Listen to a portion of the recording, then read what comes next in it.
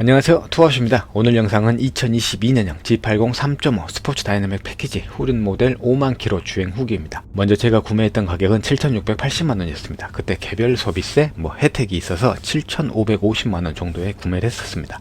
원래 성향은 G70 3.3 후륜인데 나이도 어느 정도 있고 동승자들을 많이 태우다 보니까 갈등을 많이 하고 구매를 했던 차량입니다.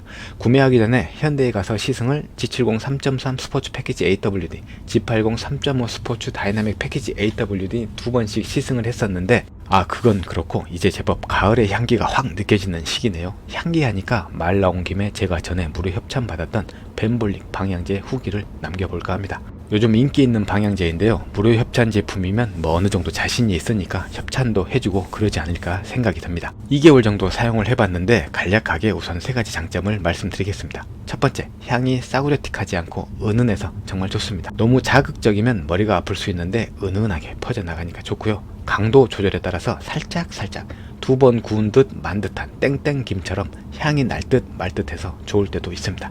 두 번째, 너무 편하다. 향을 보충하기도 너무 편하고 탈부착도 너무 편해서 정말 좋은 것 같습니다.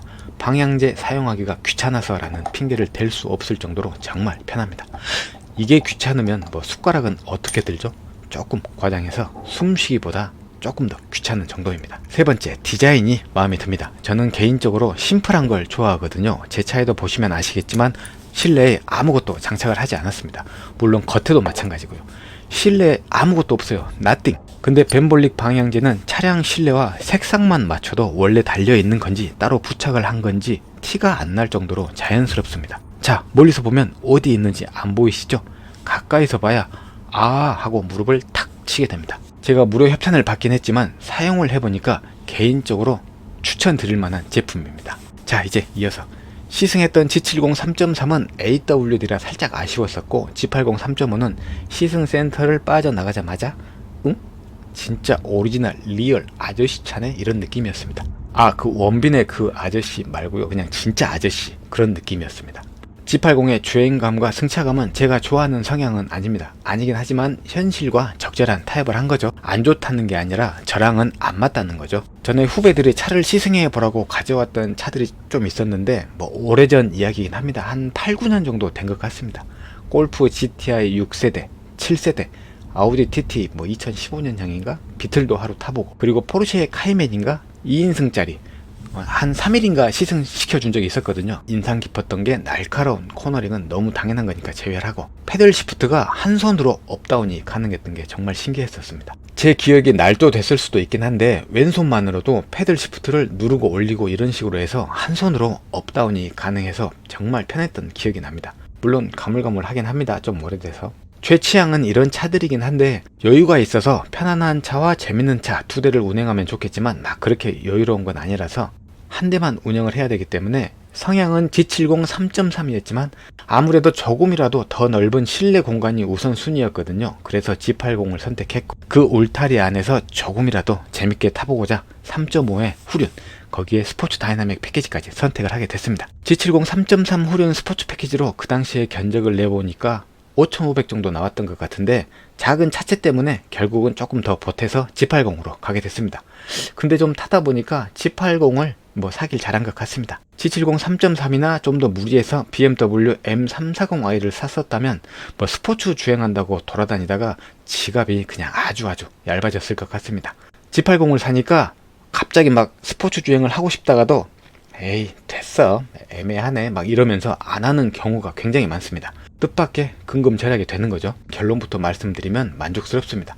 주행감과 스포츠성은 스포츠 패키지라는 이름에 어울리진 않지만 그 부분을 제외하고 이 가격에, 이 정도 출력에, 이 정도 크기 상당히 만족스럽습니다. 그리고 스포츠 패키지다 보니 디자인이 조금이라도 더 영한 느낌이 들긴 합니다. 2년이 넘어가니까 이제 스포츠 주행은 거의 하지 않고 그냥 여유있고 편한 운전 위주로 가게 되네요. 스포츠 주행이 그렇게 다이나믹하지 않아서 덜 하게 되는 것도 있는 것 같습니다. 절대 느리고 답답하고 그런 게 아니라 차량 성향 자체가 그렇게 재밌는 차량이 아니라서 그런 거니까요. 그냥 재밌지가 않다, 그 정도입니다. 스포츠 주행을 좋아하시는 분들에게는 추천드리진 않습니다. 넓은 실내 공간과 차분하게 운전하시는 분들이 아주 가끔 밟고 싶다 하실 때 추천드리는데 스포츠 주행이 메인이다, 그렇게 추천드리지 않습니다. 연비는 좋은지 나쁜지는 잘 모르겠는데 대략 보면 고속도로는 13에서 15 정도 나오는 것 같고요. 시내는 6 살짝 넘는 것 같습니다. 물론 드라이브 모드에 따라서 다르고 연비에 전혀 신경 쓰지 않고 주행할 때 기준입니다. 스탑앤고 느낌이 싫어서 항상 오프하고 다니고 발컨도 전혀 하지 않은 상태. 엔진은 6기통이라 소리도 괜찮고 느낌도 좋은데 익숙해지니까 8기통으로 넘어가고 싶긴 합니다. 실내 공간은 운전석과 조수석은 적당한 듯 느껴집니다. 그렇게 넓네 라는 느낌은 아니고, 그리고 뒷좌석은 그렇게 넓지는 않지만 안락하고 탄탄한 느낌은 있습니다. 뒷좌석은 그랜저보다는 전체적으로 확실히 좁고요. 옵션은 많이 넣으면 넣을수록 좋지만 저는 일단 썬루프와 고스트도어 클로징이 빠진 게 정말 섭섭합니다. 특히 비 올 때 고스트도어 클로징은 절실합니다. 동승자들이 뒷좌석에서 후다닥 내리고 달려갈 때 문이 덜 닫히는 경우가 간혹 있는데 그럴 때 좀 난감합니다. 후다닥 달려가서 이미 시야에서 사라졌고 제가 내려서 반대쪽으로 가서 문을 닫아야 하죠. 그렇다고 해서 내리는 사람한테 내리기도 전에 문 꽉 닫아야 돼 막 이렇게 말하기도 번거롭고요. 그리고 탈 때 문 살짝 닫으시는 분들이 은근 많잖아요. 차주가 불편해할까봐. 그런 경우는 막 2번, 3번 반복해서 닫는데 살짝 민망합니다. 옵션 안 넣었네 하시는 분들도 있고 하면서 그냥 여러 번 시도해서 닫는 분들도 있고, 닫힐 때의 기계음이 정말 좋죠. 찡 철컥. 개인적인 의견으로는 옵션이 가능한 차량이라면 넣는 걸로. 24년형은 견적이 어떻게 바뀌었는지 정확히는 모르지만 G80 구매하실 때는 2.5는 7,000 정도로 3.5는 8,000 언더에서 구매하시는 걸 추천드립니다. 더 넘어가면 그렇게 메리트는 없는 것 같습니다. G80 풀옵션 견적 가지고 수입 차량 비교하시는 분들이 계시는데 G80 풀옵션으로 살 거면 더 이상의 자세한 설명은 생략하겠습니다. 3.5를 추천드리고 싶습니다. 6기통으로 갔을 때 G80의 가격 메리트가 좀 더 생기니까요. 독삼사의 6기통과 비교했을 때 말이죠. AWD나 후륜, 이건 취향에 따라서 선택하시면 되지만 구매 비율이 AWD가 더 높은 걸로 봐서는 나중에 중고차 가격을 생각하신다면 AWD가 좀 더 유리하지 않을까 싶기도 하고요.